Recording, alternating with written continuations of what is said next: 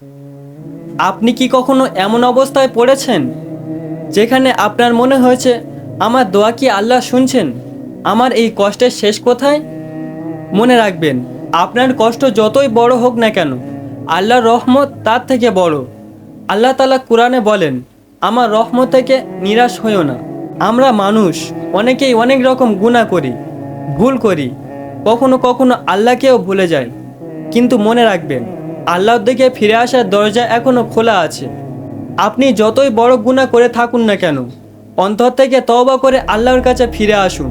হয়তো আপনার জীবনে অনেক সমস্যা চলছে, কিন্তু এর সমাধান আপনি পাচ্ছেন না। হয়তো আপনি দোয়া করছেন, কিন্তু আপনার মন মতো উত্তর পাচ্ছেন না। তবুও হতাশ হবেন না, কারণ আপনি আপনার ভবিষ্যৎ জানেন না, ভবিষ্যৎ এক আল্লাহ জানে।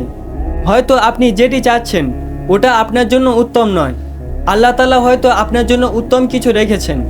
তাই আজ নীরবে সেজদা করে বলুন, হে আল্লাহ, আমি দুর্বল, আপনি আমাকে শক্তি দিন। আমি ভুল করেছি, আপনি আমাকে ক্ষমা করে দিন। আমি পথ হারিয়েছি, আপনি আমাকে সঠিক পথে নিয়ে যান। মনে রাখবেন, আল্লাহর দরজা আপনার জন্য বন্ধ নয়। তাই আজ তওবা করে আল্লাহর কাছে ফিরে আসুন। আল্লাহ তাআলা আমাদের সবাইকে ক্ষমা করুক, সঠিক পথে চলার তৌফিক দিক, আমাদের সবার ঈমানকে আলোয় আলোকিত করুক। আমিন।